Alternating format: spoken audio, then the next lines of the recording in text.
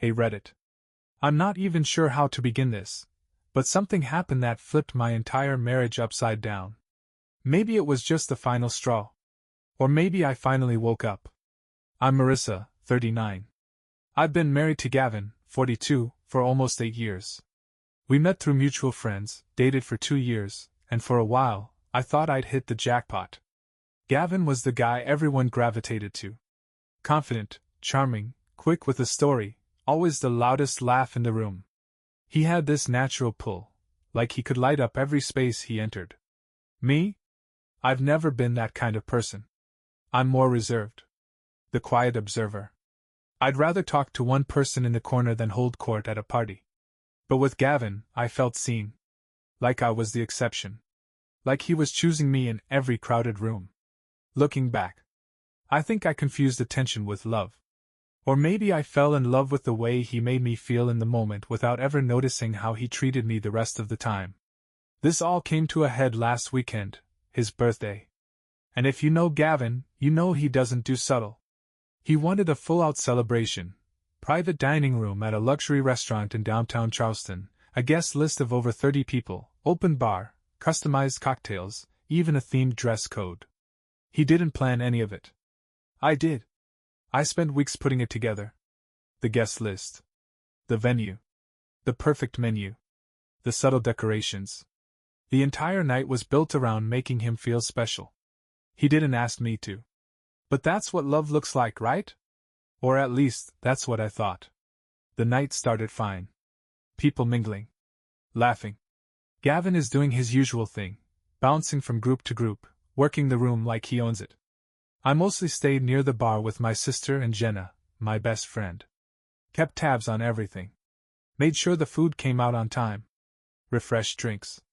I didn't mind, it's how I've always shown up in this marriage. Supporting. Managing. Making sure things don't fall apart. After dinner, someone tapped a glass and called for a speech. And Gavin? He lives for a speech. He stood up, barely tipsy but fully glowing from all the attention. At first, it was the usual Gavin material, jokes, charm, heartfelt nods to friends and family. Everyone laughing. Clapping. Hanging on his every word. Then, he turned toward me. And of course, he said, raising his glass, I have to thank my beautiful wife, Marissa. I smiled. Ready for the warm, grateful words I'd heard him say so many times before. But instead, he smirked. The most patient woman in the world. I mean, let's be real. I settled.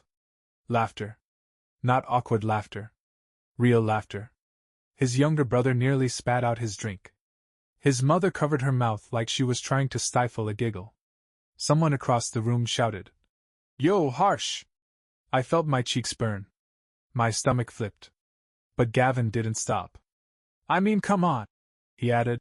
We all know I was the catch, right? Marissa had to lock me down before someone else did. More laughter.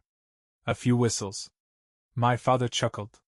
Even my sister forced a smile, though her eyes shot me a look that said, Are you okay? I wasn't. And the worst part? Gavin didn't even flinch. He waved his hand at me like it was nothing. Oh, come on, babe, you know I love you. You got the best deal of your life. I smiled. I nodded. I laughed even. Because what else do you do when your husband publicly makes a joke about regretting his marriage, and everyone laughs along with him? But something inside me snapped. I didn't cry. I didn't storm out. I stayed through dessert. I made sure the cake was cut and the gifts were gathered. But I wasn't there anymore. After the party, I didn't say a word. Not in the car. Not when we got home. Not even when Gavin turned on the TV like he hadn't just humiliated me in front of 30 people. He flopped onto the couch, loosened his tie, and muttered something about the food being a little dry. I watched him for a moment. Not like a wife watching her husband. Like a stranger. Like someone quietly studying an animal they thought they knew, only to realize it had teeth they'd never noticed before. I didn't confront him that night. Because I wasn't ready to be gaslit. I wasn't ready to hear the excuses, it was just a joke. Or, you're too sensitive. Or worse, everyone else thought it was funny. So instead I watched. I observed the patterns I'd ignored for years. The way Gavin always managed to be the center of every room, while I hovered just outside of it. The way every compliment came with a qualifier. The way he turned every story into a joke that I just happened to be the punchline of. And the more I noticed, the more the speech stopped feeling like a one-time mistake, and started looking like a summary. A summary of our marriage. He didn't hit me. He didn't scream. He didn't cheat. But he eroded me. Quietly. Subtly. With every backhanded joke. Every eye roll. Every time he told people I was the grounded one. Like being stable was something to mock. I started replaying old memories through a new lens. Like how, during our engagement party, he joked to his friends that she chased me until I gave in. Or how, at our wedding, he added a little line to his vows. She says she's the lucky one, but we all know I am, right, babe? And the room burst into laughter while I smiled through gritted teeth. Or how, on our honeymoon, he flirted with a hotel bartender right before me and called it just playing around. It had always been there. But until that birthday speech, I didn't realize how much I had normalized the disrespect. And the scariest part? I wasn't even sure he knew he was doing it. Because Gavin was the kind of man who didn't see the damage he caused, he only saw the reactions to it. If I cried, I was dramatic. If I got quiet, I was moody. If I snapped back, I was cruel. His world had no room for accountability, just charm, spin, and laughter. But I wasn't laughing anymore. And I wasn't interested in being patient for the first time in years. Once I stopped waiting for Gavin to change, things got very clear, very fast. I didn't confront him. I didn't beg for an apology. I didn't even bring up the speech. He probably thought that meant I'd moved on. But I hadn't. I just moved differently. I started with small things. Things he wouldn't notice.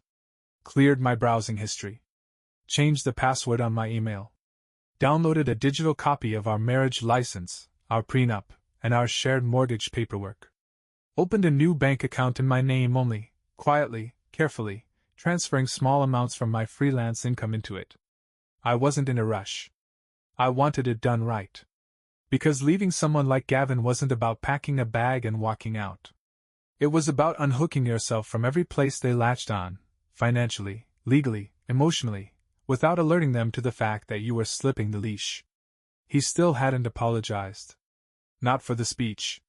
Not for the way I quietly withdrew from him. He barely noticed, to be honest. He just assumed I was in one of my moods. I let him think that. The less he suspected, the more room I had to breathe. I started going to therapy again. I didn't tell him. I made the appointment under my maiden name and paid out of pocket. Sat in that office week after week and finally let myself say the things I'd never said out loud. Like how I felt more like Gavin's assistant than his wife. How I could list every one of his dreams, but he couldn't name a single one of mine. How he once told me he never saw himself getting married, and somehow made me feel lucky that he'd settled for it anyway. Those sessions were like cracking open a window in a house that had been sealed shut for years. I started sleeping better. Breathing deeper. I started seeing a version of myself I hadn't known existed. A version that didn't shrink when someone laughed too loud or spoke over her. One night, Jenna came over. She sat on my couch and just looked at me for a moment. "You're leaving him," she said like it wasn't a question. I didn't deny it. She nodded. "Good." She didn't say finally or what took you so long. She didn't make me feel guilty for staying as long as I did. She just said good. And that was the first time I realized I wasn't the only one who had seen it. I just happened to be the last one to believe I deserved better. The moment that sealed it didn't come with a scream. It came with a favor. A simple, selfish, perfectly Gavin favor. It was about 2 months after the birthday speech. I was still playing the part, still cooking dinners, nodding at the right moments, letting him think we were fine. Not because I owed him peace. Because I needed time. Then, one night, as we were getting ready for bed, Gavin walked into the room with that look he wore whenever he was about to inconvenience me. "You wouldn't mind helping me prep for my panel this weekend, right?" I glanced up from my book. "Panel?" "Yeah," he said, already distracted by his phone. The business conference in Atlanta. I got asked to speak on a relationship building panel. You know, client trust, loyalty, stuff like that. I blinked. He looked at me, grinning. They want me to talk about how being married helps you relate better to clients. Shows you're stable. Reliable. Settled. He said it again, settled, with no hint of irony. No awareness. As if it were a compliment. A badge. I stared at him. You want me to help you write a speech? I said slowly. About how our marriage makes you look more trustworthy to clients. He nodded, oblivious. Exactly. You're great with words. You know how I ramble. I should have laughed. Or cried. Instead, I just felt hollow. Because in that moment it hit me. He didn't want a wife. He wanted a reference letter. He wanted me to be the proof of his stability. The character witness. The evidence of emotional maturity he could point to without ever having to embody it himself. This man, who couldn't say a kind thing about me in front of our friends, who had weaponized jokes and drowned me in silence for years, wanted me to ghostwrite a speech about how being married had made him a better man. It wasn't that he was clueless. It was that he thought I was still willing to serve. Still willing to fold up everything I was just to make him look good. But I wasn't. Not anymore. I said yes, of course. Because Gavin never heard no unless it was wrapped in yes. But that night, after he went to sleep, I opened my laptop. And instead of writing his speech, I wrote my own. Not for a conference. Not for him. For me. A plan. A timeline. A final checklist. I was done. Truly, irreversibly done. And this time? He wouldn't even see it coming. I didn't leave in a dramatic blaze. I left in pieces. One login at a time. One drawer at a time. One copied document at a time. I knew Gavin better than anyone, and that was the advantage.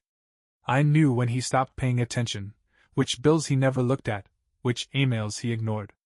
I knew that as long as the lights stayed on and his routines weren't interrupted, he wouldn't notice me pulling away. So I started small. I removed myself from our joint Amazon account. He probably thought it was a glitch. I started paying for my phone plan. Cancelled the backup credit card I'd never used but had still been tied to him. I scanned every important document I could find, tax records, retirement info, the deed to our house, and saved them to a drive he didn't know existed. I rerouted my freelance income to the account I'd opened months earlier. Changed my mailing address for every solo subscription. When I tell you Gavin didn't notice a thing, I mean it. Because Gavin never saw anything that wasn't directly about him. Even when I moved my clothes into storage, he didn't blink. Just thought I was finally cleaning up. He'd ask where something was, and I'd smile. Shrug. Offer to check the laundry. Or say I was reorganizing. He never asked twice. Because in his mind, I was reliable. Predictable. His system administrator is in yoga pants.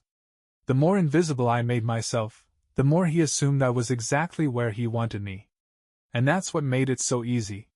Jenna helped me find a short-term rental. Tiny place. 1 bedroom.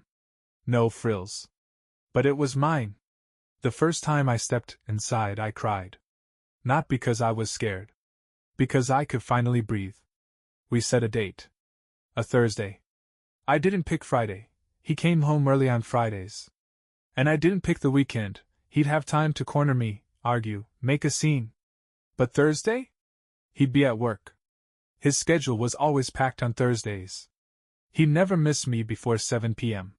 So I packed the final boxes that morning. Left a single envelope on the kitchen counter. No long letter. No accusations. Just the logistics, the storage unit key, the list of accounts I'd already removed myself from, and a simple sentence. You didn't settle, Gavin. You just never appreciated what you had until it was gone. And I left. No fanfare. No backward glance. Just the soft click of a door I never planned to unlock again. I didn't expect him to call. Not right away. I figured it would take Gavin a few hours to realize what had happened.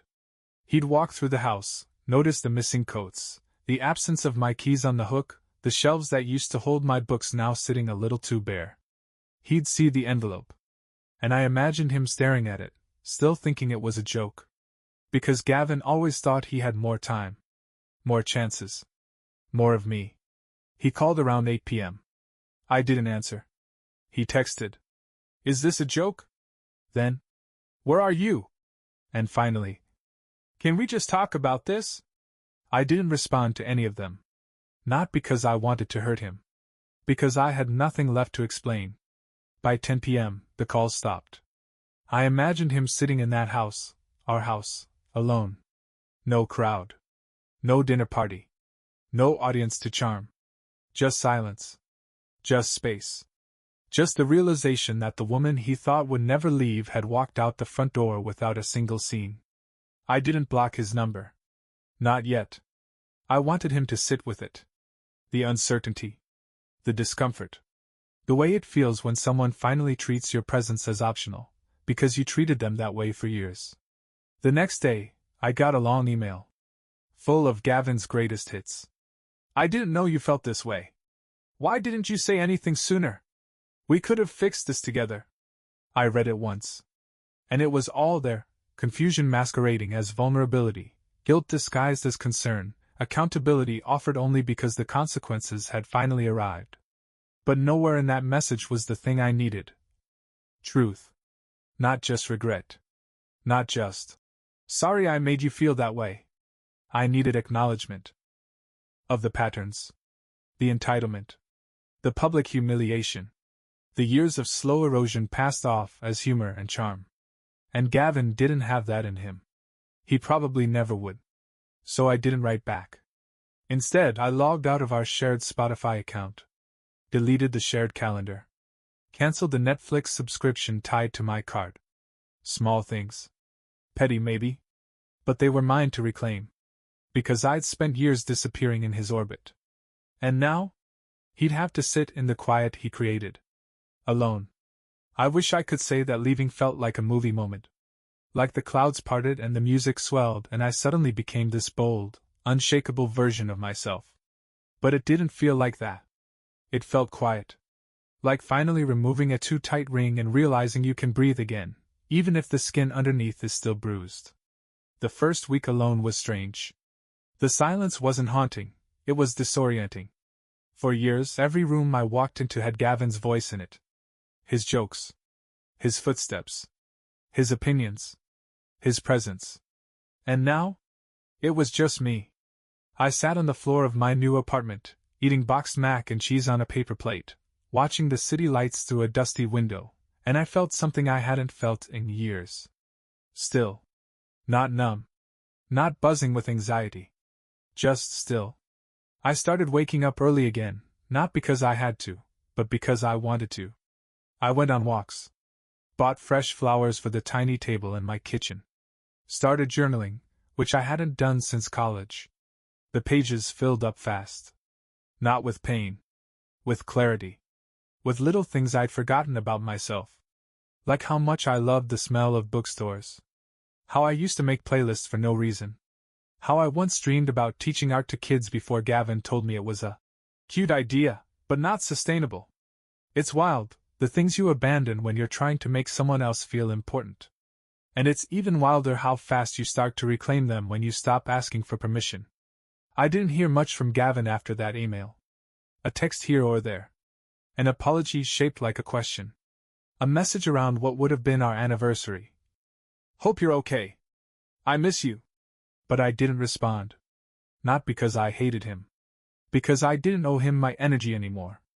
And as the months passed, I realized something else. I didn't want revenge.